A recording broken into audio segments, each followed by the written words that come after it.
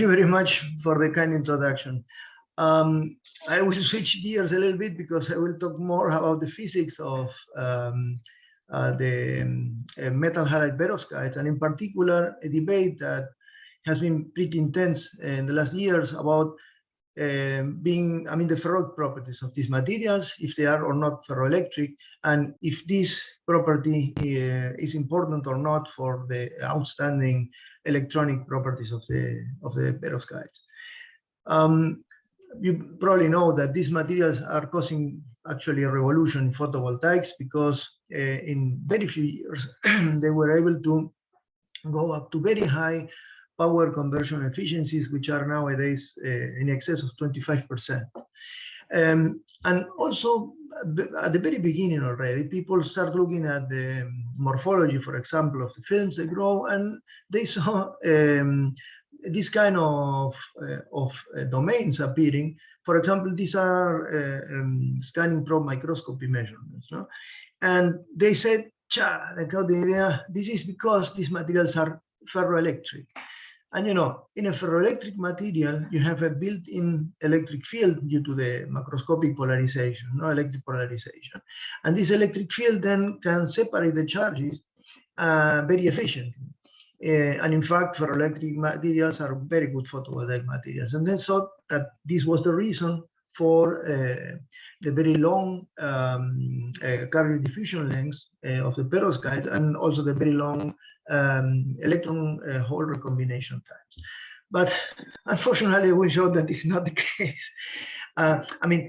These materials can be indeed ferroelectric, might be, possibilities there, but they are also ferroelastic, and in particular, they are piezoelectric. And what I will show is that actually the evidence, which is supposedly brought for ferroelectricity, can be interpreted in a different way as ferroelasticity.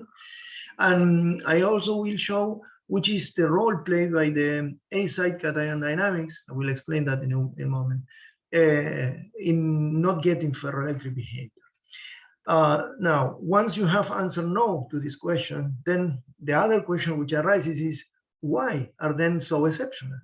What is making them so exceptional? And I will try to convince you that the reason is not in the ferroelectricity, can be found in the formation of particles called polarions. Okay, let me start with the structure because it's very important for this talk. I will talk about the typical metal halide perovskites of the form A, metal, and then an halogen atom, an ion.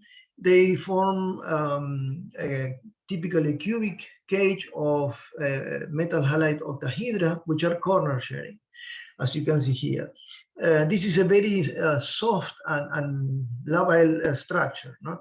And the 8-side cations are just Yes? Sorry for interrupting. If you're changing your slides, we couldn't see because we just see the home screen, the first page of the slides, the title slides. That's it.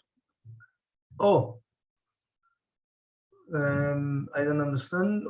What are you? We are just seeing the title slide, the Ferroelectric-Ferroelastic debate of metal halide. Why doesn't just change? But here is changing. I don't understand. Now you see it when I do like that? No, still not. Maybe if you have two screens. Yes, change the screen. Yeah, you have to change the screen in the presentation because the other screen is presenting and the presentation screen is not presenting.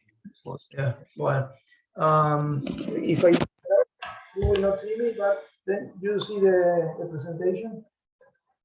Yeah, we can see the presentation, but it is not moving. We are just doing that. Yeah, now it is perfect. Now it is. Yeah. I have only one in the slide. Well, I'm sorry. Then you didn't see this program, no? Okay. Yeah, now we are seeing the motivation slide, and yeah, you can. Yeah. Sorry, well, and thank you. Let me go to the structure. I start here again.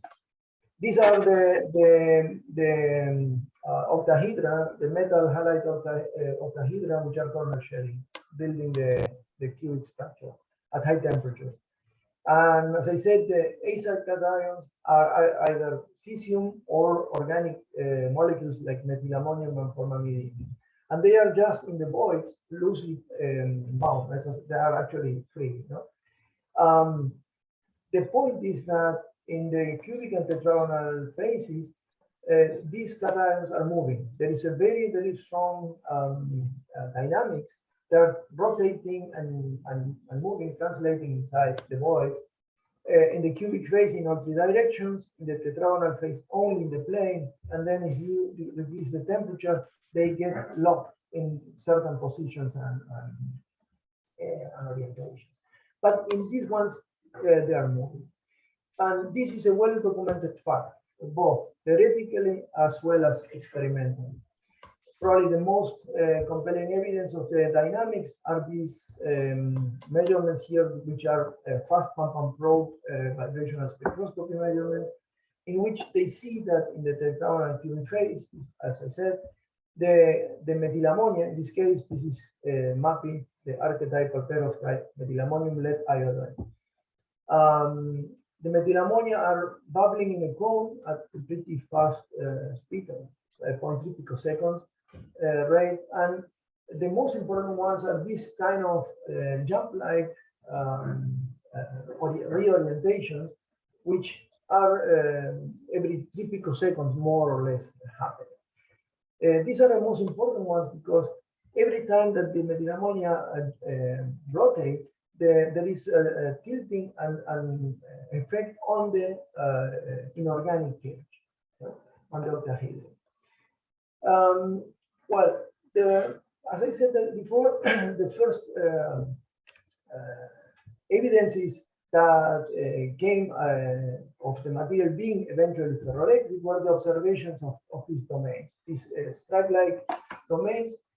Every time that you go from the cubic, where there are no domains, into the tetragonal phase. And in fact, this is probably the group pushing the most for this interpretation. They put an in-plane electric field and they see that the stripes move. And they said, okay, this is because they are ferroelectric, and the ferroelectric polarization is here drawn like at 90 degrees in each stripe. But this is an interpretation. In fact, there are other papers in which you see also similar stripes. And in this case, for example, the stripes can be also changed, moved, we can act upon them, but using tensile stress. These, in this case, are interpreted as ferroelastic domains. The sample, in order to minimize the strain, because when it changes from cubic to tetragonal, there is one longer axis and two shorter ones. Then what the material does is just put stripes with the long, short, long, short, long, short, in order that the strain is minimized. The difference between these two things is that normally the claims of ferroelasticity are also well documented by other experiments, independent experiments. For example, these are 10 measurements on this is a film with, you have the small nanocrystals, and you see the stripe forming also in the tetragonal phase, but then these are 10. They go with the electron beam and they can really analyze the structure. And they indeed see that the stripes are twin boundaries. Again, if this is the short axis and this is the long one, you get long, short, long, short, long, short, and then this minimizes the strength. Now, that means you can reinterpret what people say that is ferroelectric domains as being ferroelastic. Very important is the connection between the crystal structure and this A-side cation dynamics. And these are, for example, measurements from neutron scattering, and they can analyze something which is called the atomic displacement parameter for the methylammonia. And they see that they get a very spherical, very symmetric cloud of atomic cloud, which obviously is compatible with the cubic crystal structure.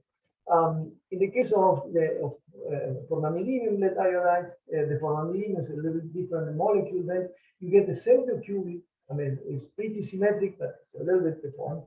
And in the tetragonal phase, you see how the formamidinium are just rotating and jumping in the plane in the tetragonal plane.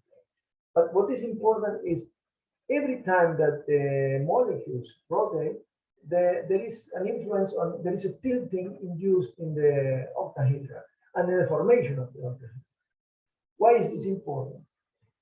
Because in principle, from theory, it is possible to that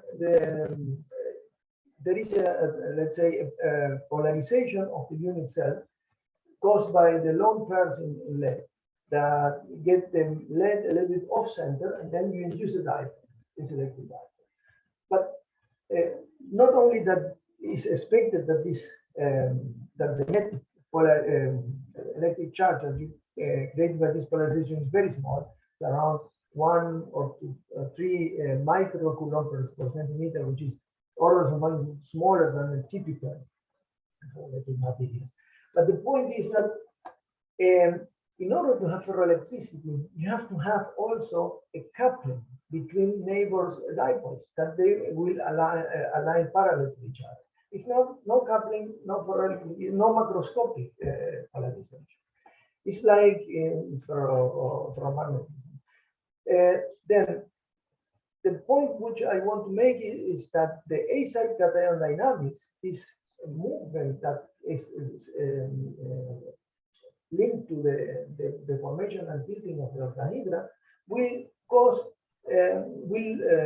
that the coupling between neighbors dipoles will be destroyed. And it's as if the A-side cation dynamics is a thermal bath, but at a temperature which is higher than the Curie temperature of the material. And then in the best case, you will get the paraelectric, but not the ferroelectric. Well, now that I have convinced you that the metal halide perovskite in the normal at the high temperatures or room temperature cannot be ferroelectric, let me say a few words about why then are they so exceptional in their properties. And for that, I will talk about the polaron. Polaron, for the ones that eventually are not familiar with that, is that every time that you have an excess charge in the material, in this case an electron, it could be a hole also. Because the material is really polar, and in this case even soft, when the charge enters, will deform the lattice around. And because the charge is moving, this deformation also moves with the charge, and this dressed charge carrier, dressed with phonons, actually with vibrations, is what is called polar. In particular, for the metal halide perovskites, the ab initio calculations give you an idea of the wave functions of a hole and electron polar. And interestingly, the wave function or the probability of finding this polaron are completely different for both cases. They are localized in different parts of space. This is just a consequence of the atomic orbital character of the top of the valence band, which is S-like, and the bottom of the conduction band, which is p-type. In this sense, the electron polaron is, let's say, confined along the c-axis, the non-axis, the lead iodine bonds, whereas the whole polaron is just confined in the plane perpendicular to the z-axis, not in the tetragonal. Actually, the exciton is actually the combination. This fact that the charges are already separated by creation, they are self-localized, causes a strong change or decrease in the overlap of the wave function between electron and holes. And that's why the recombination times are so long. I mean, you can explain this just like that without having to invoke ferroelectricity. Furthermore, they can also, combining the ab initio calculations with molecular dynamics, they were able to see how the polarons move, I mean, the charge transfer in the material. These are, I forgot to say, these are so-called large polarons because they extend over several units. And they can produce some jumps either from one plane to another or even skip several planes. The important thing are the times that they have here, because these are exactly the same time scale of these jump-like rotations of the methylamine. That means most probably what happens is that when the methylammonia rotate, this deformation will also move from one part to the other, one point to the other, and making the polaron to jump with the rotation. Then you see how important is the acyclic dynamics. Not only will kill the ferroelectricity, but also is important for the charge transport in this kind. And with that, I am at the conclusions. I think we have settled the dispute about the existence or absence of ferroelectricity in metal halide perovskites. And we have demonstrated that under operative conditions of a solar cell, that means at room high temperature, ferroelectric domains cannot be sustained, and or they're not relevant for the physics of metal halide perovskites. We propose an alternative interpretation of the measurements. The measurements are okay, it's only that are wrongly interpreted, based on the concept of ferroelasticity, which ferroelasticity is compatible with the fast acyclic dynamic. And finally, we have shown that the key factor having a real impact on the charge transport in metal halide perovskites is the polaron formation rather than the. That's it. Thank you very much for your attention. I'm sorry for the. Thank you, Alejandro, for your presentation. It was great, and a big applause from the audience here as well. And the stage is open for questions. Yeah. Ms. Wong is having the questions, and she'll come to you.